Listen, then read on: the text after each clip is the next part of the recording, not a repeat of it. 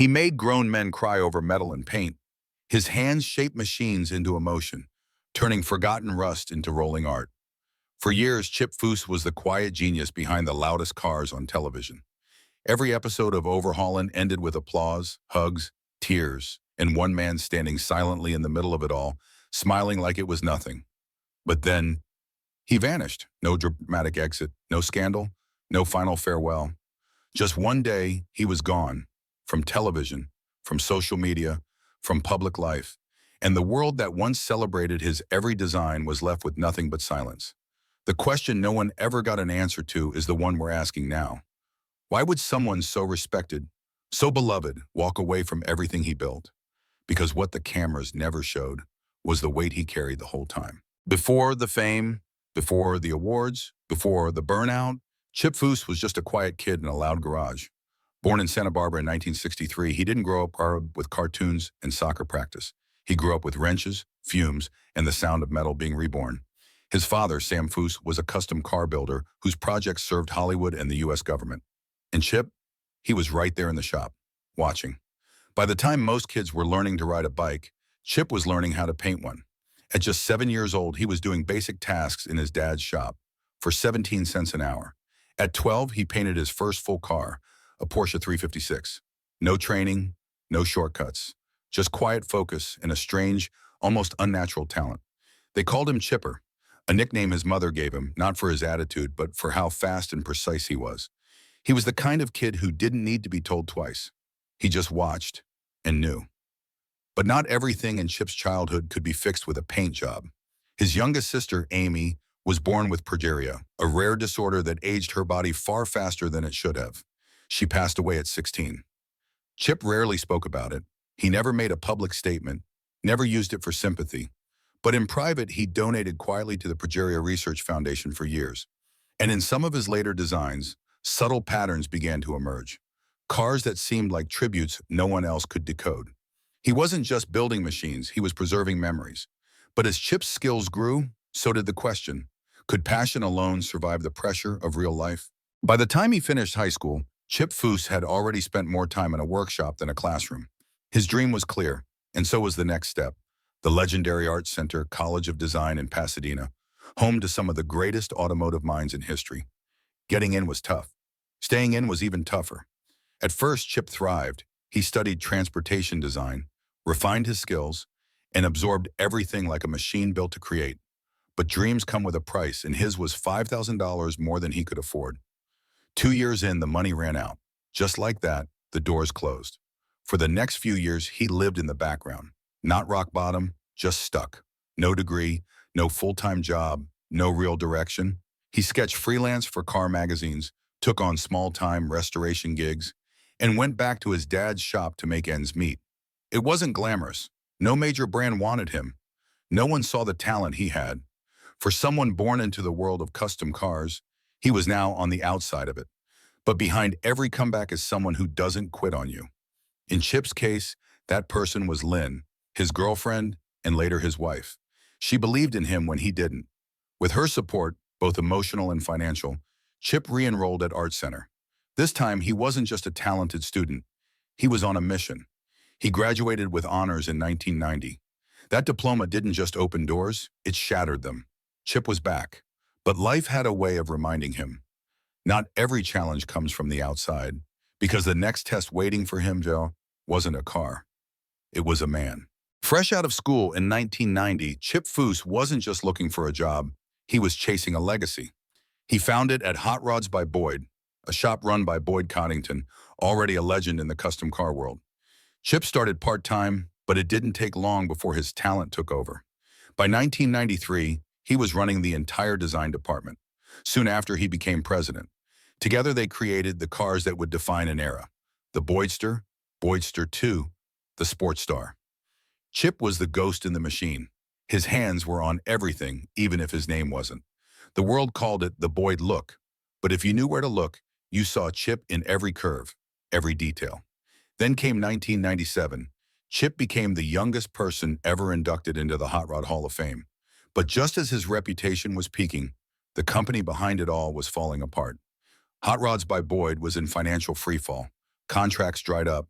Salaries stopped coming. Employees were being paid late, or not at all. And Chip, he was showing up every day with a pregnant wife at home and just $700 left in the bank.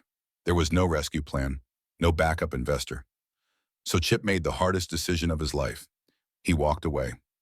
He founded Foose Design in Huntington Beach, starting over with nothing but his own skill, a rented workshop, and a few trusted friends. Some of Boyd's former team followed him, seeking stability, but not everyone saw it as survival. Some saw it as betrayal. Boyd never spoke publicly about the fallout. Neither did Chip.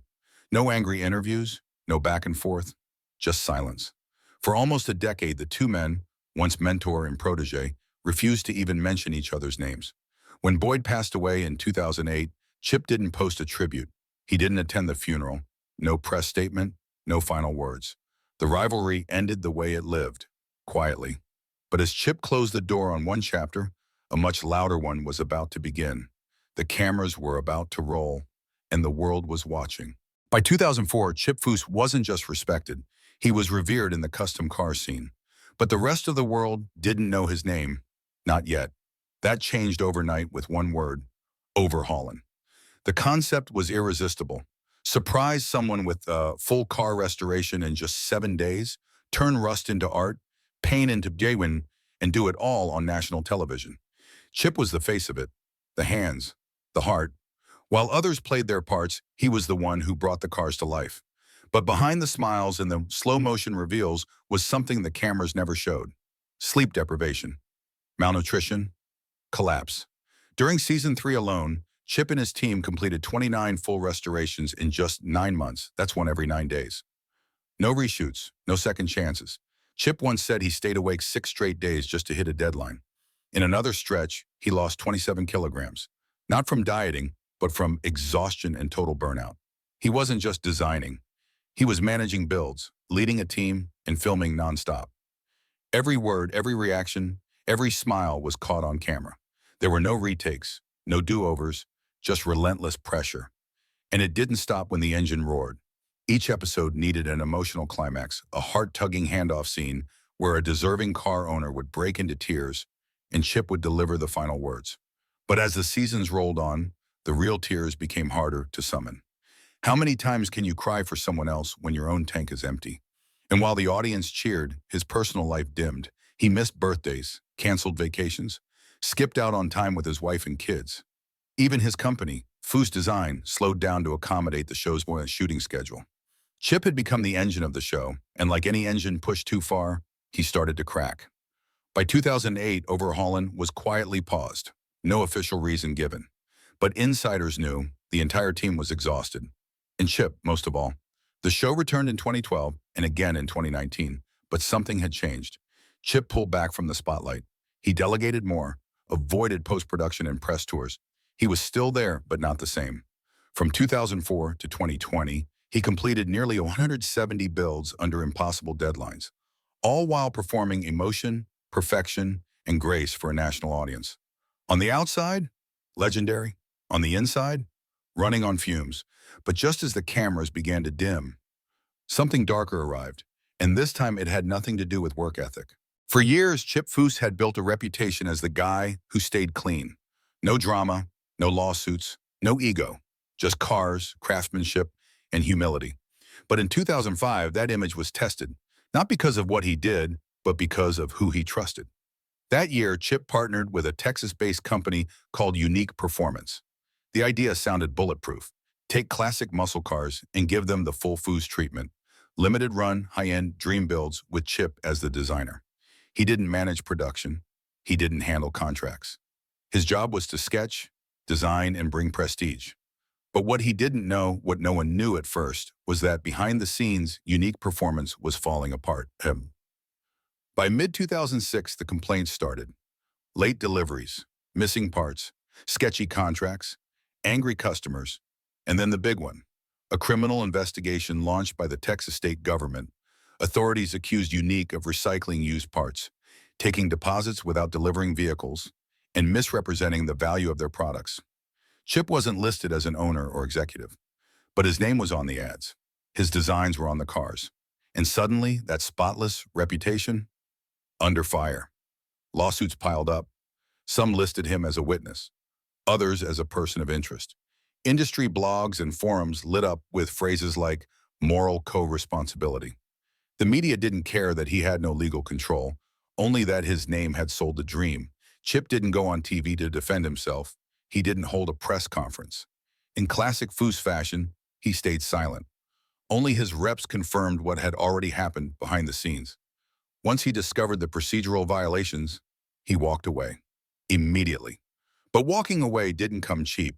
Chip personally paid every cent of his legal costs to separate his name from the scandal.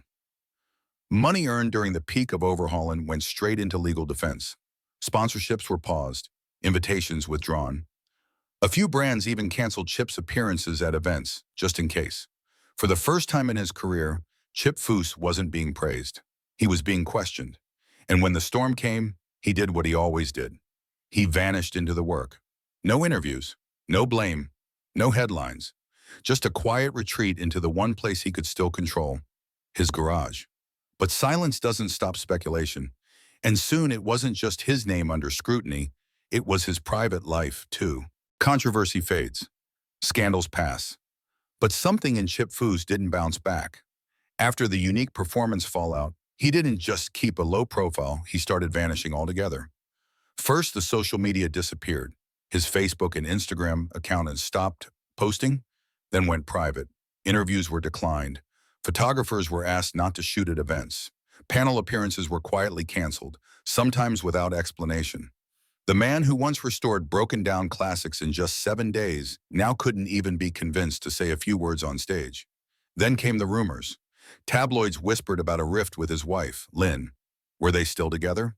Some claimed they had separated, though public photos still showed them side by side at select events. Chip never commented, neither did Lynn, and in that silence, the speculation only grew louder.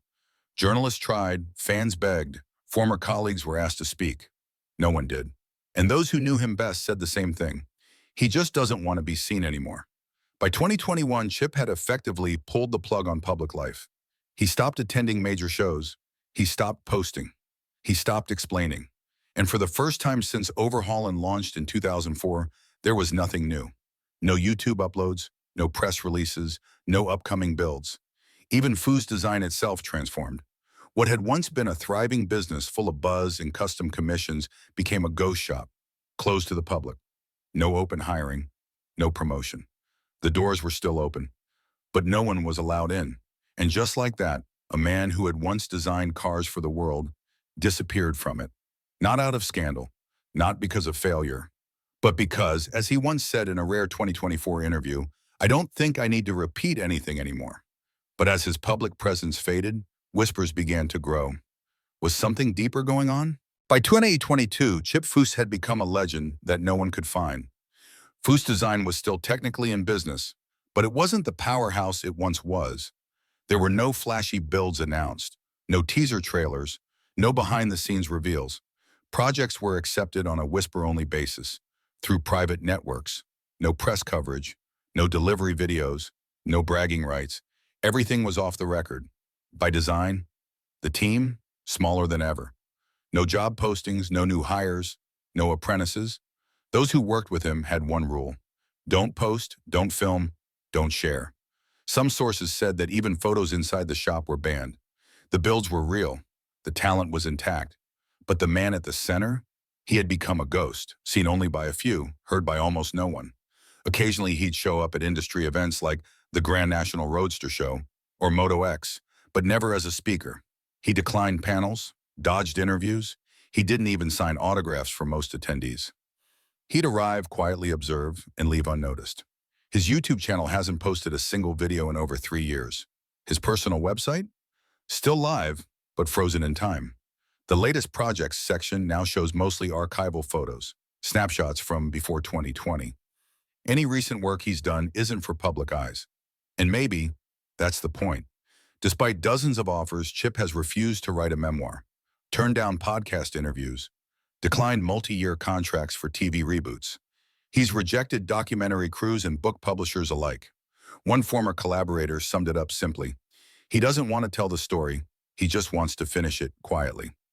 Some say he's mentoring his son in private, A few leaked images show them working together on low-profile projects, but there's no indication that the Foose legacy is being prepared for a public return. If anything, the opposite is true. Even as his name continues to appear in award listings, Builder of the Decade, SEMA Hall of Fame, industry rankings, he doesn't show up to accept them. No speeches, no thank yous, not even a representative. The silence speaks louder than anything he ever said on camera. And just like that, the man who once brought metal to life became a legend too quiet to chase, too complete to return. Though the world stopped seeing Chip Foose, he never really stopped working. Just differently. Foose design still exists, it still builds, but not for the public eye. Projects are now accepted by invitation only. No photos, no videos, no announcements, no product launches. Every commission is personal, quiet, and deliberately unmarketed. Chip oversees each one himself, but not for fans, not for fame, for the build. His team is small, mostly longtime associates and close contacts. No interns, no mass hiring, no viral TikToks from the shop floor. If you search online for recent work, you'll find nothing. Just archival images and behind-the-scenes content from before 2020. The YouTube channel hasn't posted in 3 years. The website hasn't been updated. His inbox doesn't send newsletters. There's no merch, no rebrand, no comeback. Occasionally, he's spotted at events like the Grand National Roadster Show, but as a guest, not a headliner. He avoids cameras, declines panels, politely refuses interviews. He'll sign something if asked, but rarely looks comfortable doing so. And behind those locked doors in Huntington Beach, he's still teaching. Not a class, not a course, just his son. Quiet moments in the same kind of garage where it all started. Publishers have begged him to write a memoir. Networks pitch documentaries, retrospectives, podcasts, even tribute specials. Every offer? Declined. There won't be a final season. There won't be a behind-the-scenes tell-all. Chip Foose chose silence, and those who once shaped the narrative around him stopped trying to guess why. Because maybe it was never about stepping back from cars, just stepping away from everything else. In the end, Chip Foose didn't leave the spotlight in shame. He left it because it had already taken everything he had, his energy, his time, his privacy, his peace. He wasn't broken. He wasn't bitter. He was simply done. He had given people hundreds of restored cars, thousands of tearful moments, and decades of dedication. He didn't need a standing ovation to walk away. He didn't need to be trending on Instagram or trending on Netflix. What he needed, what he chose, was space. A man who never asked to be remembered somehow became unforgettable. A designer who built dreams, only to step back into one of his own making. So if you ever paused to watch a reveal on Overhaulin or saw someone cry as their past rolled back into their hands, you were part of something rare. And if this story changed the way you see fame, maybe hit like, leave a comment, or share your favorite Chip Foose moment. Because some people never asked to be remembered, but they deserve to be.